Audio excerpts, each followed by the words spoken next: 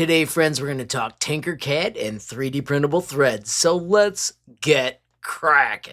We're going to start with a bit.ly. If you type bit.ly/ZDP M10, it takes us to a Tinkercad project created by ZDP 189. Now, of course, it is set to copy and tinker, so don't forget the golden rule of Tinkercad: give a reaction before you copy and tinker. Now, when you choose copy and tinker for a project, you get an exact copy of what that user created. Now, what we have got here are the steps to make a cool 3D printable M10 nut. So here is why we're here. This, my friends, is called the isometric thread. You can search for it over here, find it, adjust it, and many users have used it, but you often find that it does not work. Now, ZDP has got a cool trick for making our own custom threads that are built for 3D printing. They have better gaps, and you should find that they work much better. Let me walk you through what we've got.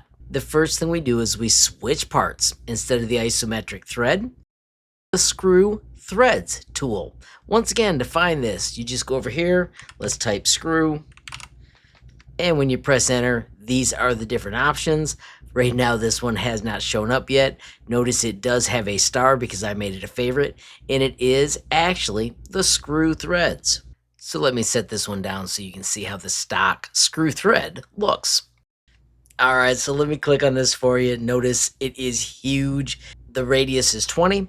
If you click over here, you can see that the diameter would then be 40. All of these parameters affect the shape. I also want to highlight counterclockwise. When we make threads, you need to switch them to be clockwise. All right, I'm going to make this super quick for you today.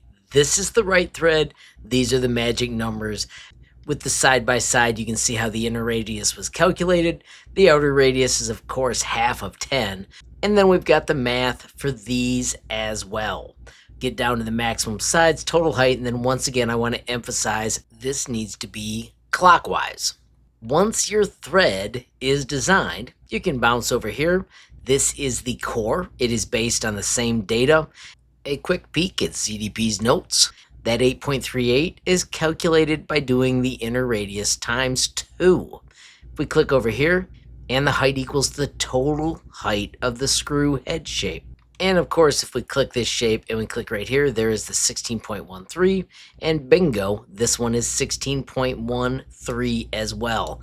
Now here is where we get to the interesting calculations. And then this is where it gets interesting. These two parts combine to make this M10 thread. Note, you can't just use this as a whole. We have to remove or add clearances in each case. Alright, so real quickly, let's go to the combination of these. This right here is this shape is just set to transparent. If I shut off transparency, you can see that they are the exact same thing. I'm going to hit T for transparent to bring that back, and then if we zoom in, check out the differences in the gaps. This is the isometric thread that is included with Tinkercad, but you can see that it does not match the inner diameter or pressure angle that you find when you visit the wiki. So that is why ZDP's thread is actually going to print better, and it's going to work better when you use it with a standard bolt. So moving over here, we have got the modified one. This one has the added tolerances that are mentioned right here. This one has simply been double-clicked to edit, and then we added 0.15 to the top two, 0.1 to the next two, and then the cylinder diameter gets a boost of 0.30. ZDP is working on a cool spreadsheet, and we'll explain this in a little bit more depth in a upcoming video. Now that we've got the cool hole with the padding, let's take the M10 nut, duplicate it, and tear it apart.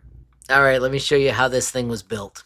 If we ungroup, let's take that hole that gets cut out, and we're going to flat out hide it. Control H is the way to hide.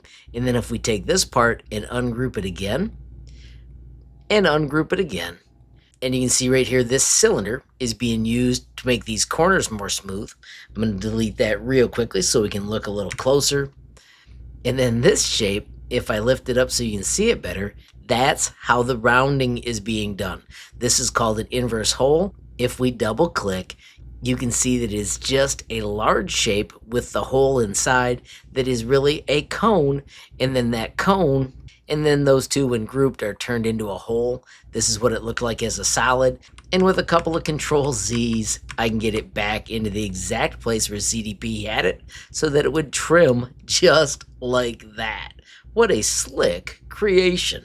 So there you have it, friends. That's how you create your own M10 nut. Now, I do not have any M10 bolts. I'm going to find some, and I will release a second video later this week. We're going to show how to make these from scratch, and there will be an awesome spreadsheet that helps you with all the calculations. So as I wrap up, I want to send a huge shout out to ZDP189. Thank you so much for taking the time to give us the tips to work with Tinkercad threads and 3D printing. I do want to quickly highlight everybody support me via YouTube memberships. There are 3 different levels of support, starting as low as $5 a month. Of course, with any level of support, you get early access to videos. Of course, I do also want to highlight my Patreon user group. Love how it is growing. There is a fantastic membership area. You really need to check it out with the bit.ly up above or the link in the description. Finally, friends, I want to thank you for watching. Don't forget, every time you hit that like button, share a video, add a comment down below, or click subscribe, you're helping HLModTech get just a little bit bigger, which absolutely makes my day. Friends, have a glorious day and keep tinkering.